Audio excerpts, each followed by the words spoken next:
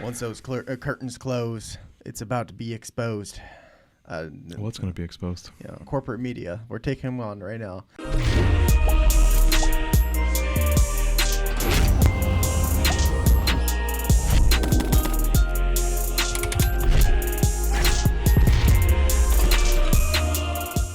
Hello, everyone. How's it going? Episode 12. How you doing? We're all becoming lucid at this point. Yeah, I don't know. I'm just always, like I mentioned it last episode, like how tired I am, like when we record these, because it's after like incredibly long days for me.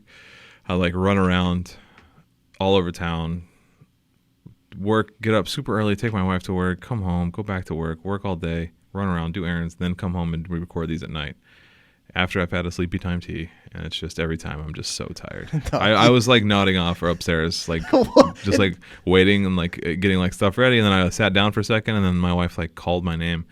I was asleep. Oh my God. I just fall asleep wherever I am. I'm that old guy that, like, you know, when your old dad just falls asleep on the couch. Oh my God. That's me. I don't know why, but you reminded me of the grandpa from Charlie and the Chocolate Factory if he was like 35. Yeah, I'm an old 35. Yeah. Yeah. I'm 35 also doesn't physically, help, but doesn't 60 help at heart. The sleepy time tea. Yeah, sleepy time tea is good, man. It's like nice herbal tea. What to make you go to sleep? But if you're trying to stay awake, I don't know. My ass had a monster like 20 minutes ago. Dude, I stopped drinking caffeine at like 10 a.m. Like I have my cup of coffee in the morning. Really? I get a large coffee. I get a big coffee, but like, yeah, that's it. Once I have my one, I typically don't. I don't really drink soda much anymore. I'll occasionally have like a soda with lunch, maybe. That'll be like the latest caffeine I'll ever have. But I never finish them. I'm not very sensitive to caffeine, to be honest, because I take pre-workout before workouts because I need like a lot of like stimulant to get me going. Because I usually when I train to pretty much failure, so you have to have like all that amount of energy just to like go to that point of stress on your body. Right. I need something, man. So you take that pretty seriously then, huh? Oh yeah, I love it. I'm trying to lose weight. I got quite obese over COVID break, as I call it. COVID break. Yeah, because I was a gym rat before, but I'm trying to get back into it. It's been a good 6 months of just weightlifting and lost a little bit of weight, but I've gained a lot of muscle, so I'm happy with it. It's going towards a good direction. Okay, so like weight isn't as much of a concern as just overall like health and figure. Yes, but my whole thing was, starting to lift weights again so I can build up a little bit of muscle mass. When you build up muscle mass, you increase your metabolic rate. Oh, okay. Because you have more mass and especially because muscles, you need more energy to upkeep your muscles that you have, right? It doesn't take much energy to keep you fat. But when you have muscles, it takes more calories to sustain them and keep them on your body. Yeah, okay. So the higher your metabolic rate, the less you have to eat to lose fat at the end. So you gain a little bit of muscle, and then you start cutting calories to lose the fat. So right now I'm going to try to... So you're saying once you get the ball rolling, it's actually it's not easy to lose fat, but it's easier to lose fat? Easier, because instead of like having to eat 2,000 calories a day to lose weight, now I can eat 2,300, feel a little bit more satiated, and it's most likely going to actually be completed, that weight loss journey. Do you count your calories? Yeah, I pretty much count almost every calorie.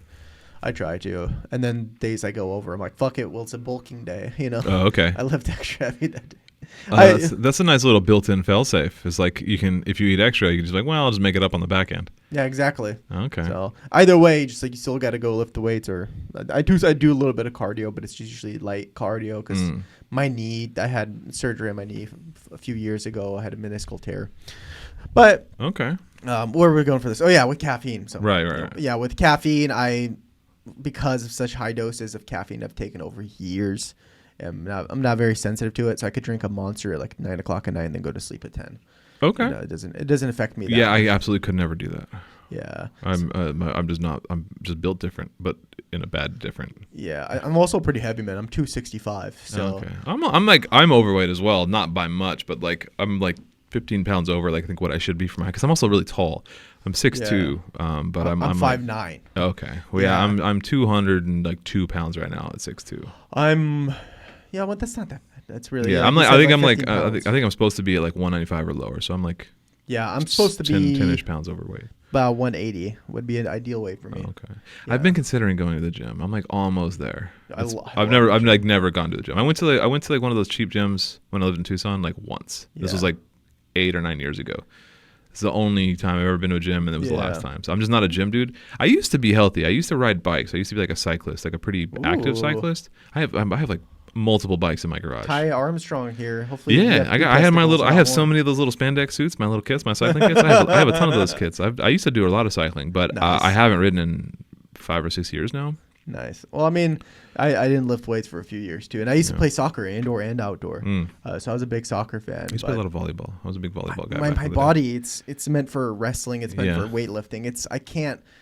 When I start doing things like soccer, when you're cutting back and forth, my joints are like, ah. Yeah, I don't honestly, the way my like knees creak nowadays, I'm like not convinced I could get back on a bike. It's just been too long. You can. I want to. I'm like at a finally point now where like I'm 35. I eat like shit. I had like a barbacoa burrito from Chipotle for lunch, and I got like terrible heartburn. And I'm like, I ate a pack of Hostess donuts and a Pop-Tart for breakfast, and I'm like, dude, what the fuck am I doing? I gotta do better. I'm 35. I shouldn't eat like this anymore. So I'm like, well, if I'm gonna continue to eat like this, I should probably at least go to the gym occasionally. Yeah, exactly. So like that's how I fathom it. Is even if you do have a day where you eat it like shit, you're still lifted the weights. You still need those calories to function. It's your body's still going to use those calories to to a good end. It's not going to be wasted. It's going to be at least used for something. So yeah. Well, all right. But anyways, yeah. We got off on that tangent. No, I like we did a clean 5 on weightlifting and health. So that's cool. We'll add health tips at the beginning of every episode from now on. Health That's tips. good. Yeah. So how's the week, man? How was everything since the last time we spoke? Exactly a week ago. It's not bad. It's been a little busy, but Yeah. I don't mind it. Keeping busy is kind of good for you. It Sure. kind of makes everything go by a little faster. Yeah, that's true. That's true. I don't mind it. I recently put up a video on TikTok I saw that. It was the other good. day. Yeah. It actually went pretty well. It was us talking about the Pope in the last episode, or 2 episodes ago. Sorry. Yeah. And I was like, fuck it. I haven't put a short on in a second, so.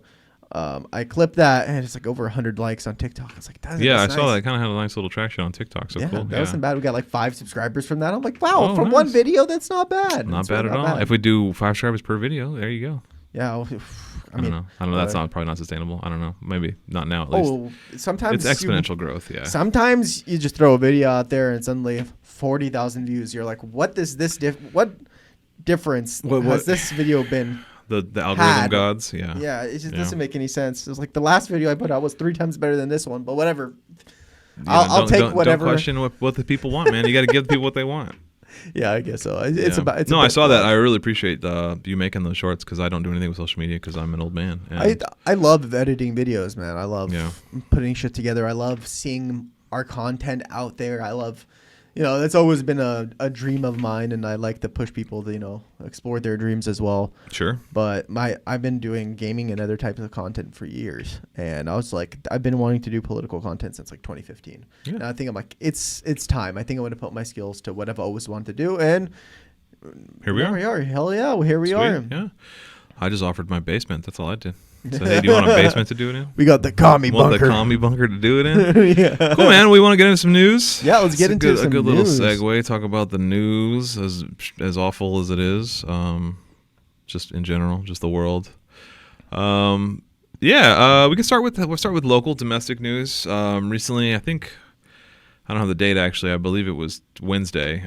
So yesterday, as of time of recording, today is December 14th. Yeah, so I believe this was yesterday, December 13th, Wednesday.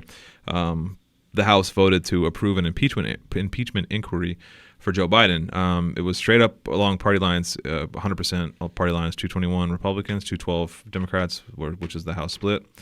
There were a lot of Republicans prior that were like on the fence and opposed to like official impeachment inquiries. Yeah. But there was a case made by some GOP, talking heads that their argument being that if the House vote passes for this impeachment inquiry, it will provide like a legal standing later to have like a stronger case for like more subpoenas and subpoenaing people for witnesses and for testimony and stuff. So it's basically just gives them legal cover because Congress can act as like a legal body for like legal proceedings and investigations, which we'll actually kind of talk about in a second here is well, let me back up a little bit. So yeah, there's currently there's no evidence of any wrongdoing. There are 3 separate committees that have been investigating Biden. You remember we talked about it a few episodes ago that there was like these probes that were being investigating Biden and the Biden family for any number of crimes they claim he's committing, and so far all of them, and like not to like defend Biden, but like he isn't that type of criminal. I think exactly the words I used last time were he's a criminal, but he's not committing these types of crimes. Like war crimes, sure, but like not like financial crimes. At least not like he is, but he's using the loopholes that have already been placed. Nothing that is like actually against the law. Like not like as far as like federal law, he has not broken any federal laws. Yeah. So there's nothing. The 3 separate committees that have been 3 separate investigations have turned up nothing, yet they still went ahead with the vote. The vote passed. So those 3 separate commissions, they've interviewed Justice Department officials, IRS officials. They've subpoenaed tons of documents already, both personal documents, bank records, just literally from the Biden family, from like all of the members of the Biden family. Literally, like they've done everything they can, and they've turned up absolutely nothing, but they still went ahead with it. So to brush up on our congressional rules, an actual impeachment vote would need to pass in the House with just a simple majority, so half plus 1. So I mean, they have that vote. They would need 213 votes, or no, like 216, whatever 435 divided by 2 plus 1 is. But then it would need to go to the Senate and also pass in the Senate, which Dems control the Senate. So like it wouldn't pass in the Senate.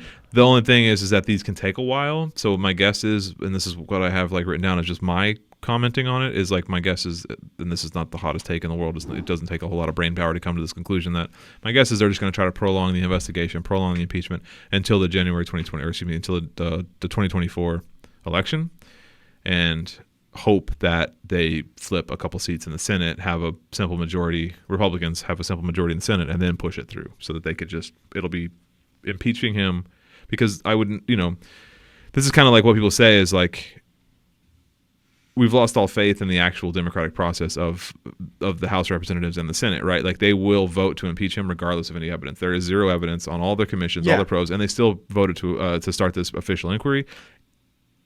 Even if they like still have 0 evidence, I would not put it past Republicans in Congress to like vote and still impeach. And then for the Republican senators in the Senate to again just vote to impeach without any evidence. So that may be what they're waiting for. I don't know if they're like allowed to do that, because as I understand it, the Supreme Court, the Chief Justice of the Supreme Court oversees that impeachment inquiry in the Senate. So like it becomes a separate proceeding, and I should have brushed up. Who's the Chief Justice right now?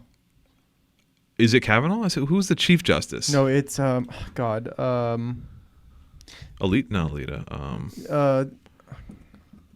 We should probably know this. Chief Justice of the Supreme Court. God, I hate to put it this way, but he's the older black fellow. Oh, Clarence Thomas? There we go. Yeah, yes. Yeah. I forget his name because he just hasn't been in the media much, Yeah. And so he was also a rapist, right? I mean, or not a rapist, but a sexual molester, sexual predator. So he actually, I remember this was a few years ago, but he had a video. Oh no, it's John G. Roberts. Audio of his wife, Clarence Thomas, coming out and saying like he literally like listens to some crazy conspiracy shit, and he actually believes in a bit of like the QAnon stuff. And then just like he's kind of gone, like he's kind of like down the rabbit hole himself. So what I'm saying is like, yes, if this the Supreme Court justice looks over it, the chief, I mean, he's kind of on their side of. Yeah, I mean that's the thing. Just like how there's no faith in democracy with the Congress anymore. Yeah. Same thing with the Supreme Court, right? It's supposed to be this like unimpeachable like institution of like just objective democracy that just like relies on the law and nothing else, and completely impartial. But my point is that they're like completely like, yeah, they're completely partial. They're completely biased. Like they're easily like swayed. And it wasn't Clarence Thomas. It's John G. Roberts, I think. That is the Supreme Court. Wait, dude, hold on. What the fuck? Why is Google giving me all these wrong answers? Google. No, it's John G. Roberts. Okay. What the fuck? Okay, here's what's happening. Is if you Google John G. Roberts, it shows a picture of Clarence Thomas. And I'm like, what the fuck? Because like, wait, what? Yeah, it was tripping me out because I was like, There's only one black guy on the Supreme Court. Yeah. But like this, I'm gonna like screenshot this. You should put this up on the video because Yeah. I'm like, what the fuck is happening? Because like that's not John G. Roberts.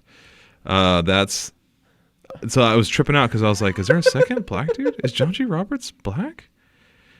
Okay, that makes more sense. The Chief Justice is a white guy named John G. Roberts. Okay. There is one black guy on the Supreme Court. It is Clarence Thomas, who is. He's not the Chief Justice. He's just a black dude. He's an associate justice. Okay. Okay, so yeah, but yeah, also that guy is awful. So Yes, he is Yeah. awful. But anyways, they're probably they're the same thing essentially. You know, they kind of, if they are both conservative, they're both kind of the same ideology. They kind of agree with each other 95% of the time. So Yeah. I wouldn't be surprised if, when it comes to it, when the Supreme Court justice looks over it and rules with an iron fist, he kind of agrees with the people that are not believing in actual facts. yeah. So- I think that's completely so- plausible. Yeah. So we'll have to wait and see. Yeah. I mean, like it's obviously going to turn up nothing, but maybe it won't turn up nothing. Maybe there is a hella foul play and like the deeper investigation with like, because now that it's an official inquiry, it's no longer just kind of like these weird pseudo probes that are kind of like skirting like authority. Do they actually have the authority to do all this stuff? Now they have like complete subpoena power. They have like the complete full force of the United States Congress behind them, so they can subpoena anybody, subpoena any bank records, subpoena everything now. So maybe now that they have like the full subpoena power, I mean, I would love to see what's going on. maybe Fuck there's yeah. hella corruption. Fine, great, impeach him. I don't really give a shit either way. If there's corruption, impeach him. I don't care who. Yeah. It is. So like Fuck yeah. my thing is like if there is corruption, great, he should be held accountable. Yeah. But like, don't do it because you're just like a petty Republican. Do it because it actually needs doing. Yeah. I don't know, but 100%. I'm not an idealist when it comes to American like government and democracy, but I think that like, you know, it's just being misused, and we'd have a lot less problems if like people who ran for government and were in government were like doing it for the right reasons. We'd still be living under a capitalist system, so like, and all the problems that comes under that. Yeah, but I but think you at least forget, like, our we're democracy, human. yeah. So I don't know, at least We're our human. democracy. I mean, I'm not saying that we're subject to like inherently born evil, but the temptations that are placed in the system that we live in, yeah. like systematically tempts people towards that sort of evil, you know. So I'm not surprised when somebody, you know, just goes for the corruption. See, I think goes for I inherently disagree with that, and I think the only reason I disagree with that is because people don't do that when their needs are met. So that only happens under capitalism. That's what I'm saying. Yeah, that That's what I'm saying. mentality Capitalism wouldn't happen under any other form of economics or like any, you know, under socialism. I mean, it did in a certain sense, but that's because it wouldn't if every country had like the same type of standard of socialism. But when you have like capitalism and socialism, there's bound to be a little bit of, you know, isolationism that might be, because it's not socialism that's causing the corruption. It's that isolationism and people rebelling against the government because Sure. they're so there's like a lot of little factors. Yeah, I mean, it's like obviously it's way more nuanced than just people greedy want more power. Yes, but yeah, but I 100%. don't disagree with you. But I think that like all things being equal, in a vacuum, if everyone's needs are being met, in like 100%, it's you the know, environment that yeah. you are in that will cause yeah. you know, counter reactions to what the system is. For sure. Well, moving on. Yep. Aid package bill, not the age package bill. It's the actual military spending bill was passed. This happens every year. This isn't new. It's you know, every year the military, or excuse me, America votes to spend close to $1 trillion on its military. This one was $886.3 billion in military spending, which is 3% higher than last year. Every year it ticks up. You know, we're going to hit that $1 trillion mark here probably within the next, 10 years. Maybe we'll hit $1 trillion a year for the military. I wouldn't be surprised if it's in the next 2-3 years. Yeah, I mean, it's only ticking up a couple percentage points each year. So like it's, you know, it does slow. I should look at like the graph of like how fast it spins. I imagine Yeah. post 9/11 that number has probably skyrocketed. Oh, 100%. But I think the last couple of years it's just more of a slow, you know, just to keep up with inflation essentially. It's not like these massive jumps anymore. But this is a large part of this what hasn't happened in a few years or a couple decades actually, which is a pay raise for service members, for military personnel. It's a 5.2% pay raise, which is funny because it still doesn't cover inflation. So like, Yeah. what the fuck? Well, at But this point, no job is covering yeah, inflation. and also like so that the bulk of it is again just the military weapons Yeah. spending for like new warships, planes, weapons, ammunition, whatever. It does include $300 million for Ukraine. But an interesting caveat was that it actually includes the military, the military industry, like Raytheon and Lockheed and all these people that make all the weapon systems for America. It authorizes them to produce and send directly to Israel. Directly to Ukraine. So they're just cutting out the middleman. They're just cutting out American stockpile. Like they're no longer, because what they have been doing is like sending American weapons and munitions to Ukraine. This bill allows like the military industry to just be like, you can just sell directly to the consumer. Yeah. So like that, I mean, it's still, but it's also not selling. It's still being given to, right? Like they're allotted.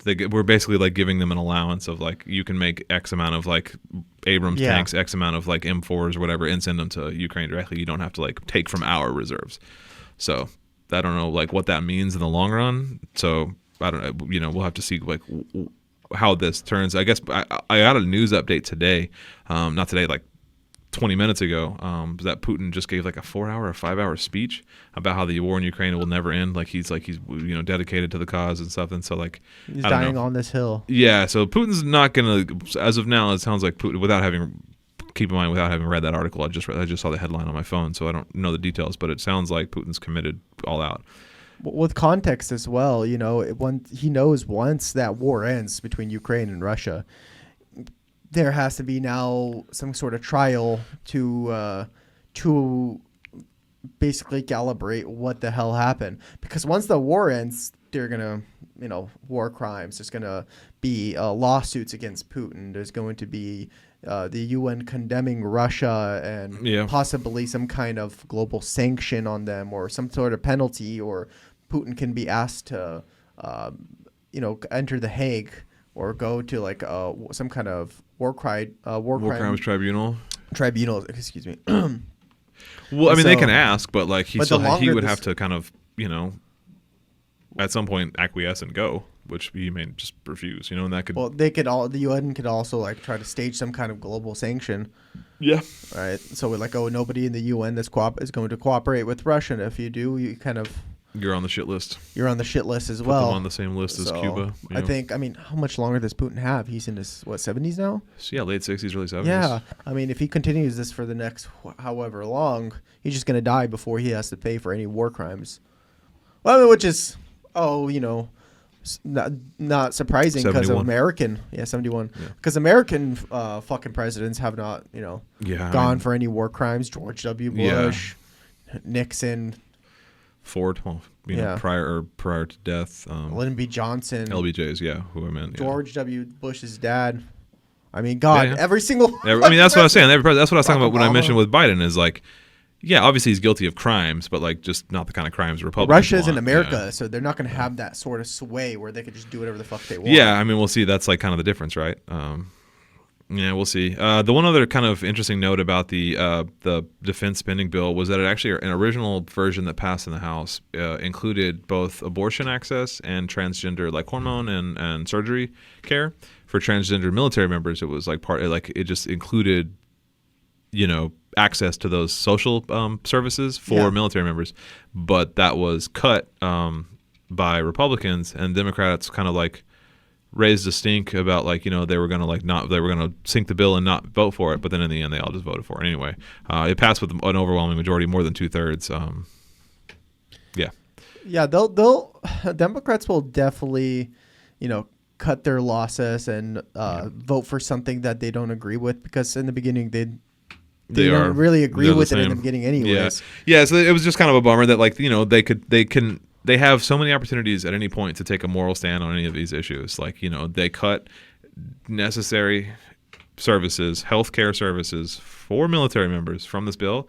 And instead of saying like, no, this is unacceptable, you need to add this back in, they just said, fuck it, we'll vote for it anyway. But they'll turn around and be like, Raytheon, here's more money to make sure you can sell more weapons to other countries around the globe. I just wanted to add that because it just makes, if you are still supporting Democrats, just know that they're fucking pieces of shit and they will always turn their back on you. like they give this, mirage that they're very pro LGBTQ. They're not. But they just say these things to be, just a little bit different than Republicans, because if they didn't have that mirage of being, progressive on social issues, they would just be a Republican. Yeah. At the end of the day, because they believe in the same economic policies, war policies. For the most part, social policies, or at least they will claim to vote for different or support different social policies, but they'll vote for the same. So like they'll at a speech they'll say I support abortion rights, but then they'll go ahead and vote for bills that strip abortion rights. Well, I mean, if you ever seen like previous declarations from Democratic candidates or Democratic politicians, they're where's the wind blowing? Yeah. Because most, like, for example, for abortion, Clinton, Biden, all these people didn't believe in abortion, or they believed in a certain, minimalistic access to abortion. But as time went on and, public opinion went way more towards, free, open abortions that are not as restricted, they changed their mentality too. So they saw like where the social wing was going of the country, and they're like, okay, well, I got to ride that wing to make sure I stay followed that relevancy. Yeah. Otherwise, they just become Republicans. Yeah, I mean, it's just that populist mentality of just going, like you said, wherever the wind's blowing, going with whatever's popular at the time, just jumping on any ship that'll kind of keep them in power. And it's just awful, just kind of disgusting, and just shows no moral conviction, that no true beliefs. Like they don't believe in anything; they just believe in staying in power. So they'll do or say whatever it takes to just stay in power. Exactly, and they'll do something like drop your social rights to make sure their corporate overlords are making money. Yeah, because they get campaign donations from these companies just like Republicans do. So you better believe like most of those companies are in, or a lot of those companies are in. Where I grew up in Tucson, Arizona, right? Like the Raytheon plants are there, the Honeywell plants are there. So it's like we got Boeing over here. Yeah, Boeing's here. Yeah, but the Honeywell and Raytheon are in Southern Arizona, and it's like there's a lot of Democratic congressmen from Southern Arizona, right? Like you better believe they're accepting donations from those. 100%. Yeah, they're also accepting donations. So all right. Anyway, speaking of Congress, one last kind of domestic. We mentioned, I believe it was last week, the update about George Santos' seat, how the Democrats nominated or put forward Tom Suzy, I believe is Suzy, I'm not sure how to pronounce it. He's to run for that in that special election in a couple months. And we did not, as of yet, have a Republican nominee. The Republicans did not put anybody forward. Well, they just did. I should have had her name pulled up faster. She is a Republican legislature in Nassau County. Her name, Pillip? Where is it? Oh, Pillip? Yeah. Pillip? Melissa Pillip. I apologize if I'm mispronouncing that. She's an Ethiopian-born Israeli. I don't know. I guess this kind of gets in the question of how can you be Ethiopian-born Israeli, but I guess because Israel is a land of immigrants, right? At this point. So she is Israeli. That's Ethiopian-born. She served in the Israeli occupation force for I don't know how long. Actually, the details about her is pretty scarce, but she is a former IDF soldier who has since became a local legislator in Nassau County, New York, and so she is the putting forward the name they put forward to run against the Democrat in the special election for George Santos' seat after he's got kicked out of Congress. Well, they took diversity to a whole nother level. It's like, all right, here's a gay con man that's like supposedly Jewish, supposedly Brazilian, supposedly Ukrainian. I'm like, how is this happening all at the same time? Yeah. And then Santos was such a wild ride, man. Yeah, and then they're like, okay, he's out. All right, what other? How about an Ethiopian Jew? An Ethiopian Jew who used to be in the IDF. Yeah, who's in the IDF? So we have an IDF soldier running for a seat. Yeah. In the American. So I mean, where else can you have that? Can you imagine somebody was born in, I don't know, Iran? And they were the Iranian military. Mm-hmm. Like they were part of the Iranian military. They come to America and now they're a senator. Yeah. They don't see the conflicts. The conflict of interest, like the obvious like ease of like I don't know, like ease of corruption. And I guess the only difference is like because right now the Israeli military is like our ally, right? But like I mean, can you imagine if like it was Even if it's a French soldier. yeah, but like a French, what if it was like a French intelligence officer? Yeah. That, like it was a French-born French intelligence officer, and then and then came to run for Congress and won. Like, do you think they would allow that? Or I don't know, like a French intelligence officer, but just any foreign military, just a foreign military agent, KGB agent. yeah, Becomes senator. It's like, oh, dude, what? It's like this person was literally serving another military. From I bet another you, country. like, I don't know. I mean, I want to say that's probably I don't know, to me, hasn't that's happened. problematic. Well, I want to say like that probably hasn't happened before. But I mean, there's 435 congressmen sitting currently, another 100 in the Senate. You know, maybe it has happened before. I don't know. Maybe like because there's a lot of immigrants in Congress, so maybe some of them have served in the military in their former I wouldn't countries. be surprised, but I mean, in an ideal world, I don't know if I would be like, I don't know. There's too many conflicts of interest. Yeah. I don't believe you should be able to serve in another country's political body. Political body when you were physically working for another country not too long before this. And You raise a great point, man. I agree. Yeah. And so it's like the same thing. It's like, oh, poor Jimmy Carter had to sell his peanut farm to run for a presidency, but this person we can allow foreign military agents in our government. Yeah, I know. Dude, I'm with you. It's a little bizarre. So I'm just kind of, I'm kind of conflicted. It's just like I mean, obviously, I'm not pro this person at all. Yeah, we'll see. I have nothing wrong with an Ethiopian Jew Also, running for Congress. Sure. My problem is it's an previously IDF soldier. And a hard right too, like a hard right Republican too. So that's another kind of thing. And also, like, fine. I also don't give a shit if the Congress gets infiltrated by a foreign agent. Fuck it, let spies in. I don't care. But like that would that'd make for a good story. But like just hopefully it's not some fucking hard right goblin that's fucking over people's rights in representing New York. Yeah. And in the greater United States. It gives me that vibe. Like it's if Israel is failing to coerce American politicians to do its bidding, why don't we just send people directly into the Congress? Go straight to the source, man. Yeah. It's like, wow, we don't have to get this person. Can you, like it's like the equivalent of like Ukrainian soldiers running for Congress and like voting on Ukrainian aid. Yeah. Like, what the fuck? What? Yeah, surely we wouldn't allow that, but apparently we do. Yeah, Artem Juba running for Congress. He was a previous Ukrainian soldier, fought against the Russians. Yeah. Oh my God. Anyways. Well, anyway, you got the next story. So to continue on with the horrific Israel-Palestine issue, I just like to give little updates to people just to keep them updated on like what kind of horrific crimes are going on and just to not forget about it. Yeah. It's so easy to just kind of turn your brain off and forget that this shit exists, but it's real life and it's happening to people. So we must continue to strive for a free Palestine. Yeah. And so now what's going on? This is just recent. I think this is from yesterday or 2 days ago. To supposedly attack Hamas members and to drive Hamas members out of Gaza, Israel decides they're going to pump seawater into tunnels from the Mediterranean Sea into the tunnels in Hamas. There are notes that they don't know whether they have hostages in those tunnels. They don't know if there's children and women in the tunnels. They don't know if they don't know who's actually in the tunnels, but they decided they're going to flood the tunnels. Mm-hmm. I was right. Ty was right. He called it. If you guys remember from 3 weeks ago, 2 weeks ago. 2 weeks ago. Actually, I think it might have been 3 weeks. Oh, was it last week? Last week. Oh, okay. I'm literally editing the video as we speak right now. Ty was like, so there's the leaflets are falling from the sky from Israel. It was kind of like a weird.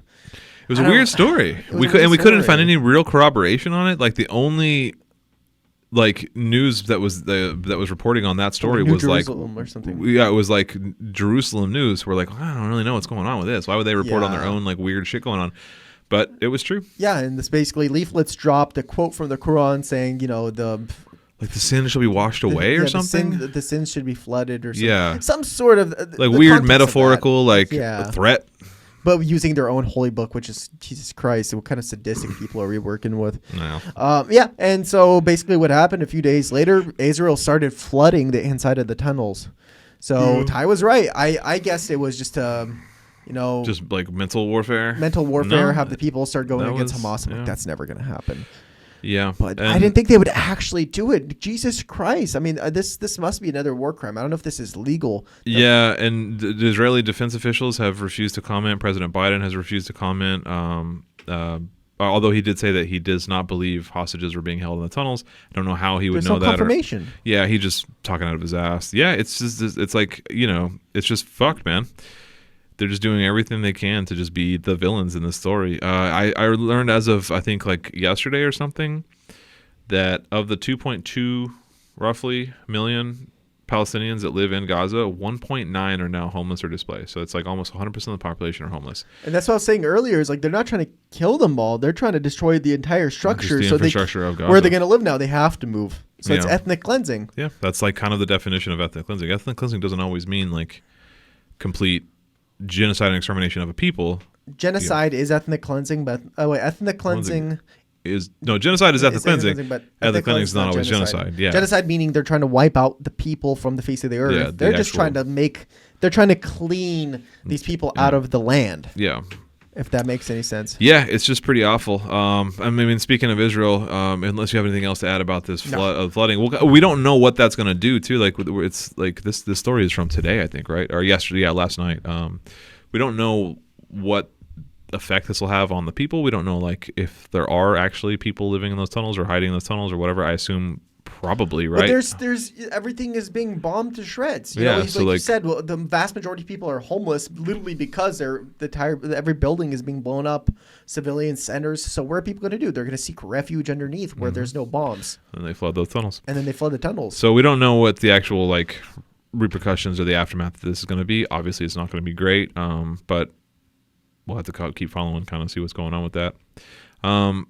Next up, this is not about Israel, but I want to mention it before I forget. I mentioned last week or 2 weeks ago about Mel Gibson being Australian. Yeah. Mel Gibson is Australian, but he moved there when he was young. He was born in America and then moved to Australia young, so he still has an Australian accent. So like my Yeah. point still stood, but I just said that he was. I think I mentioned that he was super Australian, and he's technically born in America. So Super Australian. yeah, I just wanted to clarify that in case anybody cares or caught me on it. Just honest journalism, honest retraction. Fucking Mel Gibson. Yeah, I don't know who this guy's Scottish. Is he Australian? He's an American.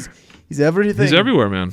He's a national treasure both here and there. Except he's not. He's kind of anti-Semitic. Remember the whole anti-Jew rant he went on? A little bit of that. Yeah. Phone call? He's like not a great guy. Anyway, speaking of, that was a nice little interlude. Back to Israel. UN ceasefire vote just took place. So this UN Security Council last week voted for a ceasefire, but U.S. and I think one other country, maybe it was just U.S. that voted against it. That's the smaller, maybe that's the smaller Security Council. But this is a General Assembly vote, so 153 countries voted in favor of a ceasefire. 23 countries abstained, and 10 countries voted against a ceasefire. Can we pop up those countries? I real have quick? them all. I have them here Okay, written. cool. U.S., Israel, and then the other 8 are like all over the place. Papua New Guinea, Paraguay, Austria, Czech Republic, Guatemala, Liberia, Micronesia, and Nauru. And I had to look up Nauru because I had no idea what this is. It's an island that's like In the Pacific Ocean. it's an island in baby. the middle of the Pacific Ocean. I've heard that Israel's literally sending people to these countries and to basically bribe their politicians and their governments because they don't have much money. This country is like smaller than Seattle or something. It's tiny. It's a tiny island. Yeah. They bribe them with money and stuff to vote their way. Yeah. So like that's why these countries are randomly popping up, like Papua New Guinea and stuff. Well, it's just wild. So yeah, because a lot of these countries were like in Micronesia, Nauru, Papua New Guinea. These are all in like the South Pacific Ocean, right? So like it's like what is happening? But Australia, New Zealand, and a bunch of other countries put out some pretty strongly worded, like not that strongly worded like a letter means anything, but they're like, yo, what the fuck, everyone else, like you guys got to get shit together. So that's cool to see. Even Canada stepped on board of like this has to end. Ireland, man. Ireland's always been on the right Ireland, side yeah. of these things. So the General Assembly vote is non-binding though, so it's still performative. It's in the end of the day, it doesn't mean anything. It has no useless. legal standing to do anything. It's It's like just polling. performative. It's basically just like, where do you guys stand on this?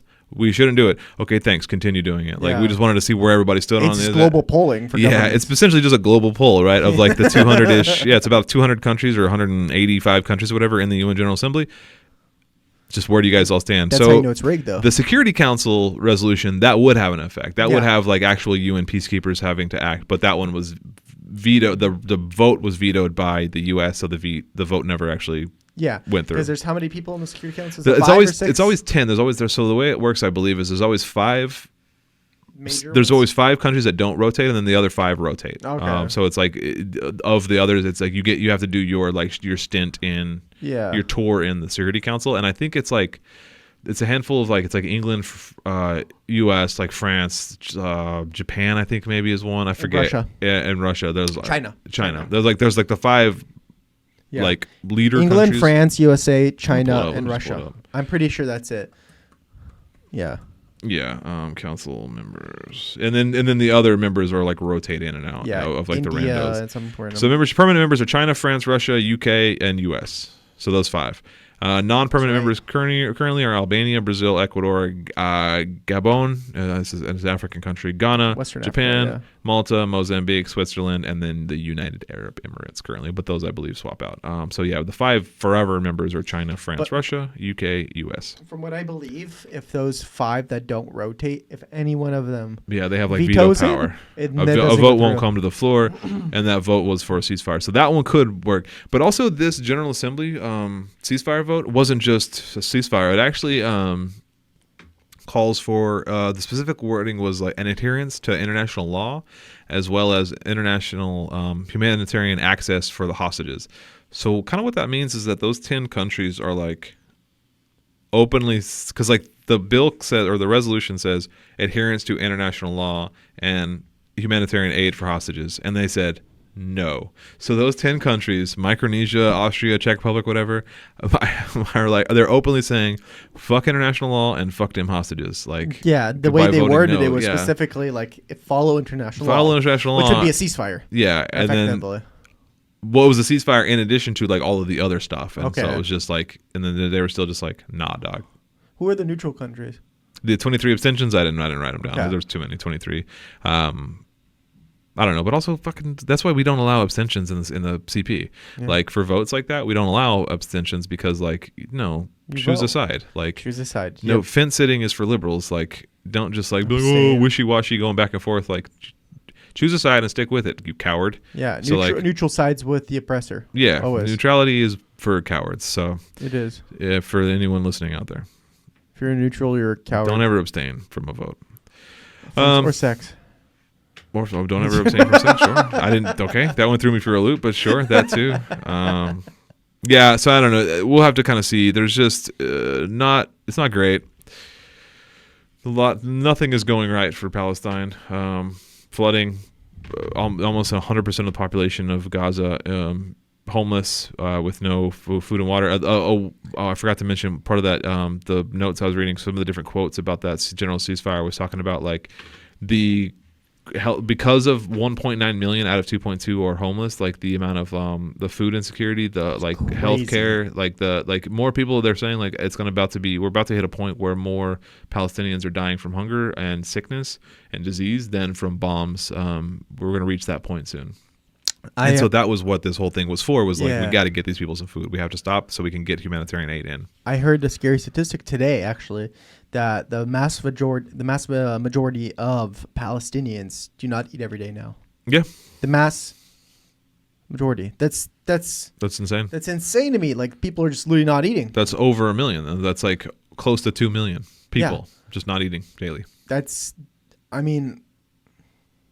I feel like this is just another Holocaust at this point, because at what point do people just start dropping dead? Yeah, I mean, and ironically, it's literally Israel that's correct. Well, I mean, not to be too dramatic about it, right? But like, at what point was it already not, right? I mean, like, if you know your history about like the early stages of the Holocaust, was like in places like the Warsaw Ghetto, where you kind of just wall them off and just let them like hang out in their own like little area.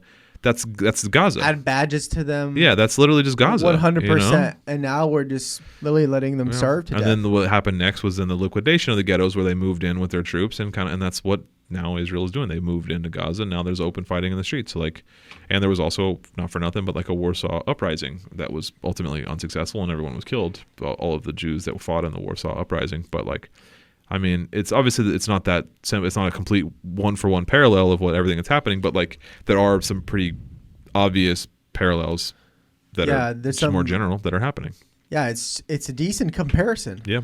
And it also reminds me of what was it, Leningrad, when the Soviets surrounded Leningrad and just people started dying and The eating Germans each other. surrounded Leningrad?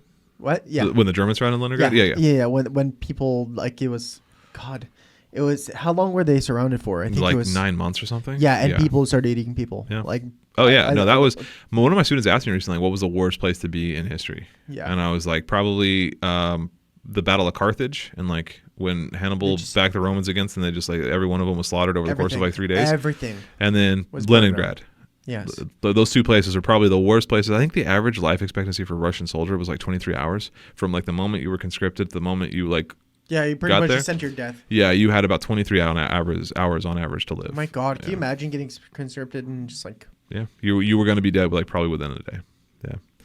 Yeah, but it was also not great for the Germans. There's still a field out front of Leningrad. What's Leningrad called now? St. Petersburg. St. Petersburg. There's still fields out there that still have just like in 1880. tons of like bones. Like there's still German bones that just like in those fields that are just like, because like that's where the Soviet army broke the Nazis, right? I mean, like it was because of those battles in Kursk, in Leningrad, and Stalingrad that the Nazis lost World War II. The reason America and the Allied coalitions was successful was because of those just defenses that the Red Army put up of like just not letting the Nazis pass and just and sacrificing its own people. Sacrificing like their own men, just like 27 million people. Yeah, to really, I mean, but like it was like a necessary sacrifice, right? Like that's what broke the Nazis back. Like that, they had to devote so many resources, and like they just lost the Nazis. They lost so many Nazis in those sieges, like because like they just put up such a a million soldiers. Yeah. Died on that front in like a matter span of a year. Well, yeah, that was like another statistic was like, more soldiers died in like one of the smaller Eastern Front battles, like the Battle of Kursk, I think. Yeah. More soldiers died in that battle than in every American casualty from the entire World War II. Well, not say only, like to make it sound like it's nothing, but approximately 500,000 American soldiers died. Yeah, I think it was like 440,000. Yeah. And I think it was 13 or 14 million Russian soldiers, not Russian, but Soviet soldiers died. So like 28 times more. Well, yeah, that's what I'm saying. Like So it was just not only like for the full war. I'm talking like individual battles. Yeah. Were more deadly than the entire Americans like 3-year stint or 5-year stint or whatever. Yeah. Well, it's just like the 28 times more Soviet soldiers. I'm pulling up died. the actual casualty numbers for the Battle of Kursk. Let's see. Yeah. In the Battle of Kursk, Soviet Union lost 255,000 killed, 600,000 wounded. I mean, so we're talking over almost a million casualties in just that one not minor, but this one battle that's not even like a famous battle. The Battle of Kursk. That is literally more than all of World War II, all of Allied or American in World War II. Pretty much. Yeah. The World War II was won by the Soviets. 100%. Yeah, everyone like America is like 2 World War back-to-back World War. First of all, America joined World War One in like the last 6 or 8 months of fighting. Yeah, they didn't really do anything. France won World War One. So that's like why I hate the joke of like France is always surrendering, because if you know anything about military history, like France was by far the strongest land army for like 500 years. Yeah, and they won World War One. Napoleon, Yeah, Napoleon took over the world 100 years before World War One. The French stopped the German advance in World War One. So America joined up 1917, and not to say they didn't help, because like if the Americans hadn't joined, it's possible the Germans would have overrun the French, because the French were like completely out of men. They were at the end of sauerkraut. Yeah, and then in World War II, it was the Russians. The French got swamped, and they did surrender pretty early because the Blitzkrieg tactics. But that's a whole separate conversation. But it was the Red Army that saved the world. That was Uncle Joe, man. I mean, that's what we were talking about last with Ben. Ben was saying like during World War II, like Uncle Joe was like what the Americans Yeah. called Stalin, because like they were the ones stopping the Nazi. They were buying us time to like mobilize and like prepare for the European invasion, which didn't happen until June of 1944. All of these battles, Leningrad, Stalingrad, Kursk, those will happen over 42, 43, 44. They basically made the Soviets take the brunt The of. whole brunt of all of the Nazi And then aggression. once yeah. the Nazi army started, becoming a little bit disformed and started to get weakened, that's when the Americans took advantage, and kind of Yeah. like sucker punched the Pushed Germans in, from yeah. behind. And even still, the Russians still made it to Berlin first. So like, That's like crazy. not only did they like successfully defend those attacks in Western Russia on the Eastern Front, they then pushed them back all the way in and still managed to capture Berlin before the Americans got into Berlin. Yeah, they captured all the Balkan too. So Yeah. I mean, France to Slovenia is really not that far, right? They went from like Moscow to Slovenia, so it's like twice the distance. Easy. His politics are a little questionable, but there's a great podcast called Hardcore History. Dan Carlin is the guy's name who does these history podcasts, and he has an old series called Ghosts of the Ostfront, which is Ostfront is German, I believe, for the Eastern Front, and it's a chronicle of just Operation Barbarossa. And he goes into like these episodes are like many hours of each episode, and I think it's 4 episodes, so it's like I don't know, between like 12 and 15 hours of like this, like basically just this guy telling the story of from like the beginning to the end of the Battle of the Eastern Front. And it's so good, man. If you're into like military history, if you're into Soviet history, he's so good because he uses so many like primary sources, like first-hand accounts, journals. He does like a really great job of like including these journals like from just like soldiers that were there and died, and so like their journals were picked up, their diaries were picked up and like preserved, or soldiers that survived and like wrote about it after the fact. And he splices in these good stories and quotes, and it's a really awesome story. So he did another 5-part series, or maybe it was a 6-part series about World War One. So he did a 5 or 6-part series about Genghis Khan. So like if you're into these like really long forms, all on just podcasts, just Apple Podcasts, whatever, wherever you get your podcasts. Yeah, it's called Hardcore History. Definitely check them out, man. If you got like 20 hours to kill and you want to learn everything I there wish is, I had 20 hours to kill, but I can always. like I could not recommend the World War One series enough. It's called Blueprint for Armageddon. It's the most like. What's this guy, Dan Carlin? The show is called Hardcore History. I think he's kind of like a weird libertarian. He was. I watched an interview with him on the Dave Rubin show or whatever, and Dave Rubin's kind of a turd.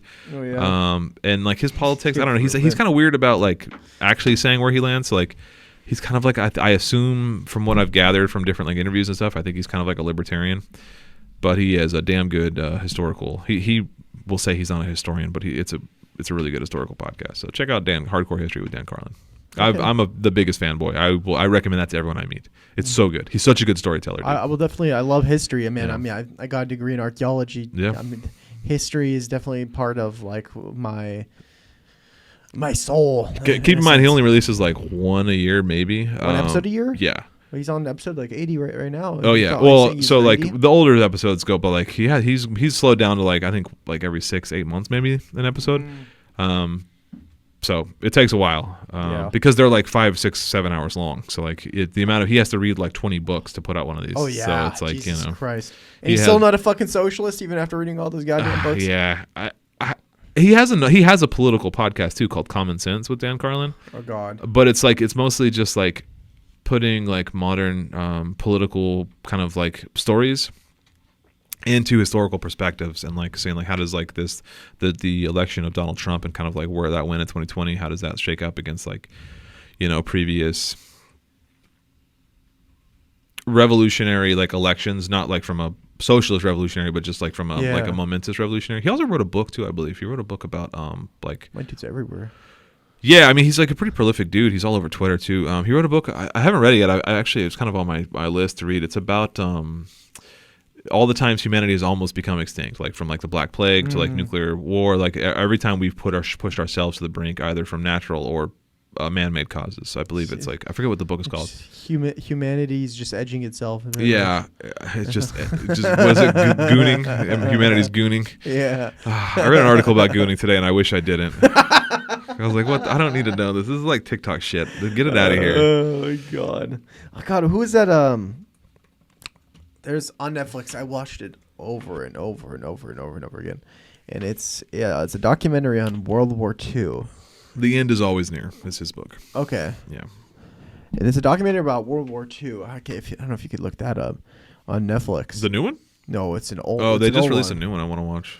There's an old one that has an actual very pro-Soviet view, and it kind of gives a nice neutral ground on its bias. So it's not very American bias. It's a very it's not Soviet bias either, but it'll throw out all the good things that the Soviets done, and even that Stalin has done. Mm-hmm. The Last Days? No, it's literally just like World War II. I don't know. There's a lot. There's a new one that was just released on World War II. There's a whole bunch of like remastered footage, I guess, that's never before seen. But Keith Burns? Ken Burns? Ken Burns? Maybe. I think it might be Ken Burns? Yeah, he's like a really famous documentarian. Yeah, I think it might have been not pro-Stalin, but again, neutral at least. So that was kind of nice to see. Ken Burns. It's called The War, 2007. Maybe. I think so. I'll check it out. Yeah. I haven't watched a ton of Ken Burns stuff, but it's not bad. He has a one from the Civil War from the 90s, and it's kind of weird. Yeah, that's like his like opus. Apparently, that's like the best thing he's ever done. I haven't seen it. It's not bad. It's weird because it puts you like in a nostalgic feeling of like you're in the in the 1860s, 1850s, 1870s, and you're like it's because the pictures you use and like the music, the setting, it's really cool. Even though it's so old, it's still definitely watchable. For sure. Yeah. Even as a documentary. I imagine like it still probably holds up. Yeah. There was that other Civil War movie that has everyone in it. Oh, Gettysburg. It's like a 4-hour Civil War movie with like Jeff Daniels and Martin Sheen and Tom Berenger and just literally everyone ever. I don't know. I don't know if you're into Civil War history. What's that new movie with I'm a nerd about all that stuff. I'm not a Civil War. I'm not Civil War. I don't really care about American history. I just like it's just that. I love European history, ancient European history, ancient just Mediterranean history. Sure, yeah, same. Roman Empire. I'm just a nerd in general. I was like, what were we gonna say? What new movie? God, it's with what's his fucking pretty boy face? He's 55. Leonardo DiCaprio. Leonardo DiCaprio. Killers of the Flower Moon? Yes, I think that's what it is. About Native Americans, like stealing Native American land. Yeah. I really want to watch that. I haven't seen it yet. I don't know, man. It sounds like it's such a fucking downer. Like, I don't. I mean, true, but it's important. So yeah, and I think it's Martin Scorsese too, so it's probably good. I'm just tired of Marvel movies and like Transformers and stuff like that. It's kind of. I haven't seen Transformers movies in years. Yeah. It's got a nice like a different pace where it's like actual like acting and historical references and kind of edging our way towards actual factual truth. Yeah, like it's actual natives. Examining our history with a little more critical eye that has kind of not really been applied to like our history before. A little bit more of a factual nuance. Yeah, like hey, maybe we're not the good guys in all things. So it's nice. Yeah. Like, it's nice to see that we're not the good guys for once. Yeah, for sure. Fucking God. Yeah. Well, do we have anything else on our schedule today? No, I think that's it, man. We ran out of news a long time ago. It's kind of a light news week. I mean, a light us doing research on Newsweek. There's always news, but of things we wanted to talk about. Yeah, that's minor shit that nobody really wants to hear. Yeah. We're reporting major shit or crazy stuff that we've heard so far. I'm all good if you are, man. Hell yeah. I think we could end it here. We're just about an hour in. Yeah, you wanna tease us out? All right, guys. Please subscribe. Share this content if you would so like. Leave a comment. Send us an email, revolutionaryrhetoric@gmail.com if you have any ideas or you want to come and talk to us on the podcast. Follow us social medias. TikTok, Twitter, Instagram. Instagram. I promise if you follow me on Instagram, I will post on Instagram. That's the deal I'll make you. There you go. Yeah. For every follow, he will post a new video. Yeah. Wait, hold on now. What? We got like I could do that. Yeah. They're already made. I just haven't posted them. Yeah, there you go. Yeah, I really need to get better at that.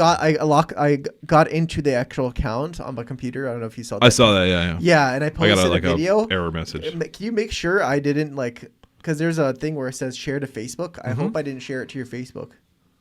Oh, I don't have this this account connected to my Facebook. Are you sure? No, but I don't care if it's shared by Facebook. I don't have a Facebook. I don't have a Facebook app on my phone. Oh. Do I have a Facebook again?